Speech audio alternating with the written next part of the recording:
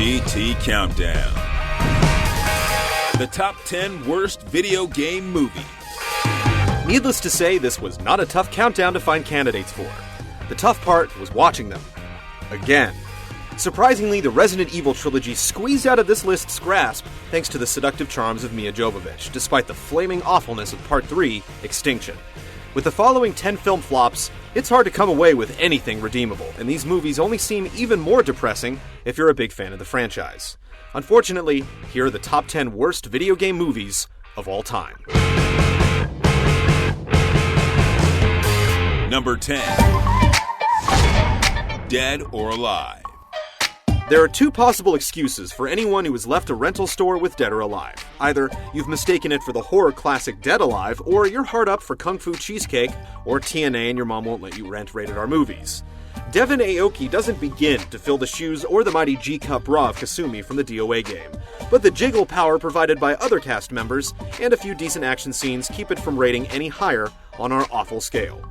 Don't get us wrong, it's still really bad. Number 9. Doom. Doom was one of the most controversial video games ever released, but the only controversy surrounding the movie was thanks to scathing comments from critics.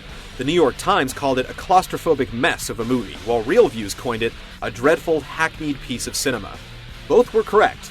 Starring The Rock of professional wrestling fame, the story follows his band of mercenaries as it answers a distress signal from Mars.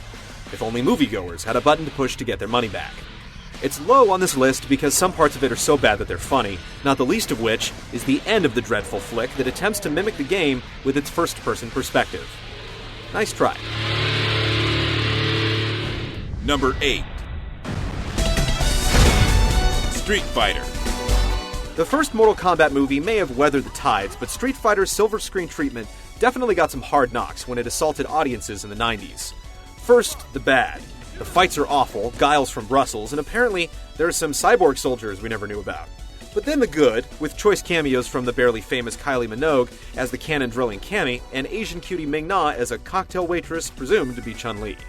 Fierce as these feminine fighters were, their flashy moves just weren't enough to save this flick from a total knockout.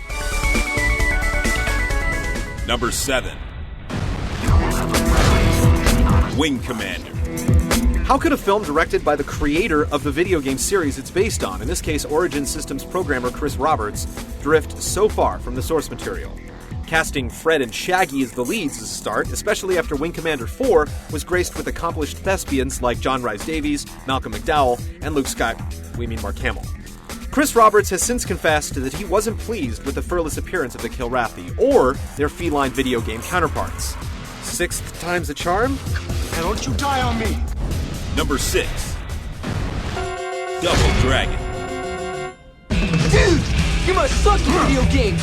No, but this movie sucks at trying to represent one. We could forgive the Technicolor gang members, the Andy Dick cameo, copious amounts of high fives, Alyssa Milano's short hair, or a Bobo's steroid problem. But we can't forgive the destruction of an actual Double D arcade machine. While Jimmy Lee may not have been the shadow boss, at least now, he's the chairman. Number 5. Mortal Kombat Annihilation. Despite riding on the tail of its semi-successful predecessor, Annihilation's C-grade special effects, low-budget porn dialogue, and after-school special combat result in the manifestation of the film's tagline, "Destroy all expectations." It did just that.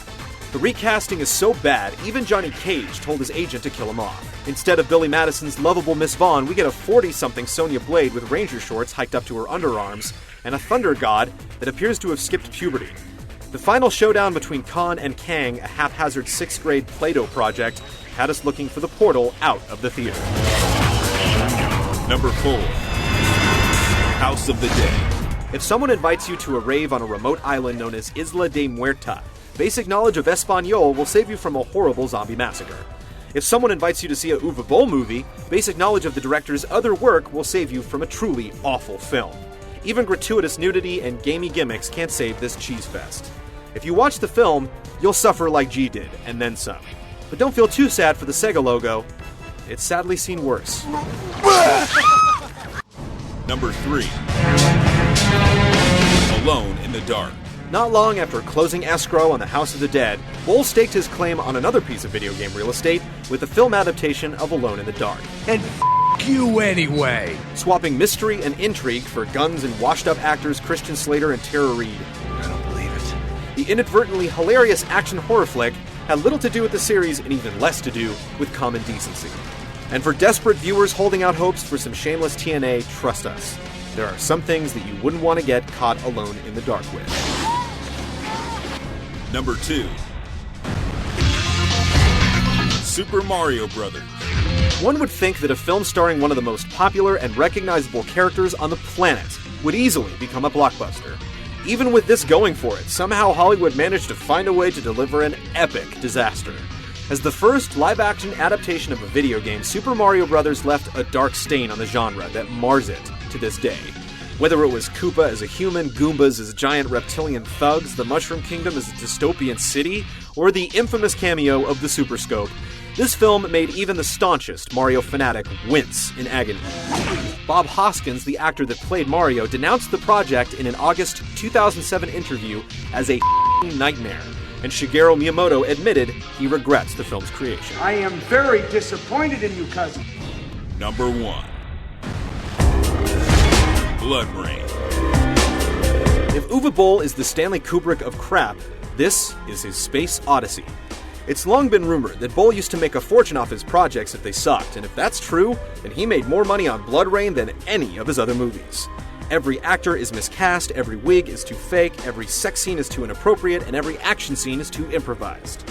It's no surprise that the director that got away with wasting Ben Kingsley's talent also produced the worst video game movie of all time.